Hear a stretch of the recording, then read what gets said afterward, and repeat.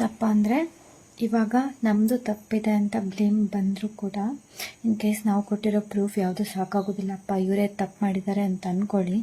ಒಂದು ತಿಳ್ಕೊಳ್ಳಿ, ಟ್ರೈಲರ್ ರಿಲೀಸಿಗೆ ಆಗಲಿ, ಟೀಸರ್ ರಿಲೀಸಿಗಾಗಲಿ, ಪ್ರಮೋಷನ್ಗಾಗಲಿ ಯಾವುದಕ್ಕೆ ಯಾವ ಬೇರೆ ಆರ್ಟಿಸ್ಟ್ ಅವರನ್ನು ಕರೆದದ್ದು ಇಲ್ಲ, ಟೆಕ್ನಿಷಿಯನನ್ನು ಕರೆದದ್ದು ಇಲ್ಲ.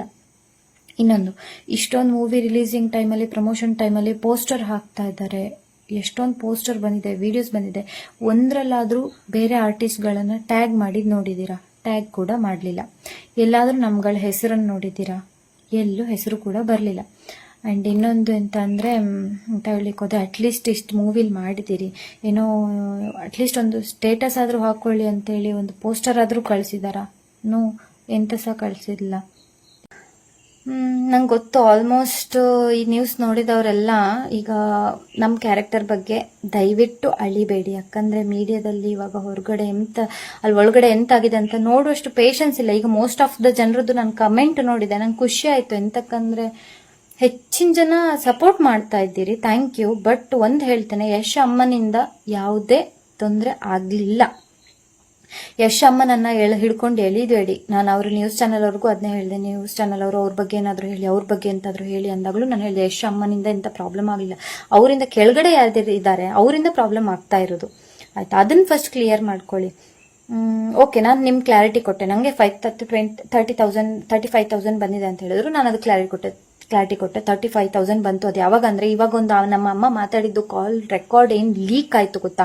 ಆ ಟೈಮಲ್ಲಿ ನಂಗೆ ₹1 ಬಾರದೇ ಇರೋ ಟೈಮಲ್ಲಿ ಈ ಥರ ಎಲ್ಲ ಗಲಾಟೆ ಆದಾಗ ನಾನು ಗಲಾಟೆ ಮಾಡಿದ್ದೇನೆ, ಬ್ಲಾಕ್ ಮಾಡಿದ್ದಾರೆ, ಸಿಕ್ಕಾಪಟ್ಟೆ ಮಾತುಕತೆ ಆಗಿದೆ, ಅದು ಹೇಳಲಿಕ್ಕೆ ಆಗೋದಿಲ್ಲ, ಅಷ್ಟು ಗಲಾಟೆ ಎಲ್ಲ ಆಗಿದೆ. ಆ ಟೈಮಲ್ಲಿ ನಮ್ಮಮ್ಮ ಮಾತಾಡಿದಾಗ ಆ್ಯಂಡ್ ನಾನು ಫಿಲ್ಮ್ ಚೇಂಬರಿಗೆ ಹೋಗ್ತೇನೆ ಅನ್ನೋದಕ್ಕೆ ನಂಗೆ ಅಷ್ಟು ಕ್ಲಿಯರ್ ಮಾಡಿ ಕೊಟ್ಟದ್ದು. ಅದಾದಮೇಲೆ ನಾನು ಎಂತ ಮಾಡಿದ್ದೇನೆ, ಸತ್ತೇ ಹೋಗಲಿ, ನನಗೆ ಇವರದ್ದು ಸುದ್ದಿಯೇ ಬೇಡ. ನನಗೆ ಇವರೆಲ್ಲ ಅಂದರೆ ನಿಮ್ಗೆ ಗೊತ್ತುಂಟು, ಇವಾಗ ಪ್ರಪಂಚನೇ ಹಂಗೆ, ಕೆಟ್ಟವ್ರಿಗೇನೇ ಕಾಲ. ಇವರೆಂತಾದರೂ ಮಾಡ್ಕೊಳ್ಳಿ ಅಂತೇಳಿ ನಾನು ಹಾಗೇನೆ ಬಿಟ್ಟದ್ದು, ಆಯ್ತಾ? ನಂಗೆ ಇವಾಗ ರೀಸೆಂಟಾಗಿ ಓಕೆ, ನಂಗೆ ಗೊತ್ತಿಲ್ಲ, ವಿಷಯ ಗೊತ್ತಿಲ್ಲ ಹೆಂಗೆ ಲೀಕ್ ಆಯಿತು ಅಂತೇಳಿ. ಒಂದಿನ ಇದರಲ್ಲಿ ಬರ್ತಿದೆ ಇನ್ಸ್ಟಾಗ್ರಾಮಲ್ಲಿ, ನನಗೆ ಆಡಿಯೋ ಲೀಕ್ ಆಯಿತು ಅಂತೇಳಿ. ಅದು ನೆಕ್ಸ್ಟ್ ಡೇ ಗೊತ್ತಾಗಿದ್ದು ನನಗೆ, ಆ ದಿನ ಗೊತ್ತಾಗಲಿಲ್ಲ. ನೈಟ್ ಅಪ್ಲೋಡ್ ಆಗಿದೆ, ನಿಮ್ಮ ಅಮ್ಮ ಮಾತಾಡಿದ್ದು ಅಂತೇಳಿ. ನಂಗೆ ನೋಡಿ ಖುಷಿ ಆಯಿತು. ನಾನು ಹೆದರ್ಕೊಳ್ಳೋಂಥದ್ದು ಎಂತ ಇಲ್ಲ, ಯಾಕಂದರೆ ನಾನು ಕಳ್ಳಿ ಎಲ್ಲ, ನಾನು ತಪ್ಪು ಮಾಡಲಿಲ್ಲ, ಇನ್ನೊಬ್ರದ್ದು ಕಿಡ್ನಿ ತಿನ್ಲಿಕ್ಕೆ ಹೋಗಲಿಲ್ಲ, ನಾನು ಎಂತ ಸಹ ಇಲ್ಲ, ಇದೇ ಮಾತಾಡಿದ್ದಲ್ವ. ಸೊ ಖುಷಿ ಆಯಿತು. ಬಟ್ ನಾನು ಅಕೌಂಟಿಗೆ ನೈಟ್ ಒಂದು ಮೆಸೇಜ್ ಹಾಕ್ತೇನೆ, ಆಯಿತಾ? ನೋಡಿ, ನೀವು ಯಾರೋ ಗೊತ್ತಿಲ್ಲ, ಥ್ಯಾಂಕ್ ಯು ಸಪೋರ್ಟ್ ಮಾಡ್ತಾ ಇರೋದಕ್ಕೆ, ಬಟ್ ಈ ಥರ ಫೇಕ್ ಅಕೌಂಟ್ ಕ್ರಿಯೇಟ್ ಮಾಡಿಕೊಂಡು ನನ್ನ ಆಡಿಯೋ ಲೀಕ್ ಮಾಡಬೇಡಿ. ಇದರಿಂದ ನಂಗೆ ನೆಕ್ಸ್ಟ್ ಪ್ರಾಬ್ಲಮ್ ಆಗ್ಬೋದು. ಇವಾಗ ಎಲ್ಲರೂ ಥಾಟಲ್ಲಿ ಎಂತ ಬರ್ತದೆ, ಸ್ವರ್ಣನೇ ಅಕೌಂಟ್ ಕ್ರಿಯೇಟ್ ಮಾಡ್ಕೊಂಡು ಸ್ವರ್ಣನೇ ಮಾಡ್ಕೊಂಡಿದ್ದಾಳೆ ಅಂತೇಳಿ ಬರ್ತದೆ, ಹೌದಾ?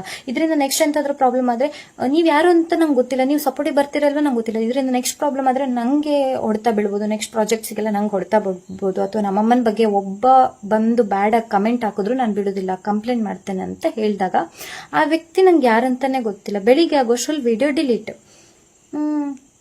ಇವಾಗ ನನಗೆ ವಿಷಯನೂ ಗೊತ್ತಿರಲಿಲ್ಲ. ನಾನು ಮಲಗಿದ್ದಾಗ ಕೋಆರ್ಡಿನೇಟರ್ ಕಾಲ್ ಬಂತು. ಕೋಆರ್ಡಿನೇಟರ್ ಕಾಲ್ ಪಿಕ್ ಮಾಡ್ತಾನೆ. ಅಲ್ಲಿ ಅವರೆಂತ ಹೇಳ್ತಾರೆ, ನಮ್ಮ ಅವರು ಸರ್ ಎಂತ ಹೇಳ್ತಾ ಇದ್ದಾರೆ ಅಂದರೆ, ಡೈರೆಕ್ಟ್ರು ಮೀಡಿಯಾದ ಮುಂದೆ ಬಂದು, ಅವಳಿಗೆ ಪೇಮೆಂಟ್ ಕ್ಲಿಯರ್ ಆಗಿದೆ, ಅವ್ರ ಕೋಆರ್ಡಿನೇಟರ್ನ ಮಾತಾಡ್ಸಿದ್ದೇವೆ, ಅವ್ರು ಹೇಳ್ತಾ ಇದ್ದಾರೆ ಅವ್ರಿಗೆ ಮಾತಾಡಲಿಕ್ಕೆ ಬರೋದಿಲ್ಲ ಅಂತ. ಸರ್, ನನಗೆ ವರ್ಷ ಎಷ್ಟು ಗೊತ್ತುಂಟ? 26 ವರ್ಷ ಸರ್. 26 ವರ್ಷಕ್ಕೆ ಇನ್ನೂ ಮಾತಾಡಲಿಕ್ಕೆ ಬರೋದಿಲ್ಲ ಅಂದರೆ ಎಂತ ಅನ್ಕೊಂಡಿದ್ದೀರಿ? ನೀವು ನನ್ನನ್ನು ಪ್ರಾಣಿ ಅನ್ಕೊಂಡಿದ್ದೀರಾ ಅಥವಾ ಹುಡುಗಿ ಅನ್ಕೊಂಡಿದ್ದೀರಾ? ಹೌದು, ನಾನು ಚೈಲ್ಡಿಶ್ ಕ್ಯಾರೆಕ್ಟರ್, ನಾನು ಒಪ್ಕೊಳ್ತೇನೆ. ನಾನು ಹೆವಿ ಮಂಗನ್ ಥರ ಇರ್ತೇನೆ, ಅದನ್ನು ಒಪ್ಕೊಳ್ತೇನೆ ನಾನು.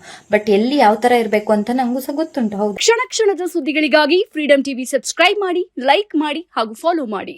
ಹೊಸ ಸುದ್ದಿಗಳ ನೋಟಿಫಿಕೇಶನ್ಗಾಗಿ ಬೆಲ್ ಐಕಾನ್ ಮೇಲೆ ಕ್ಲಿಕ್ ಮಾಡಿ.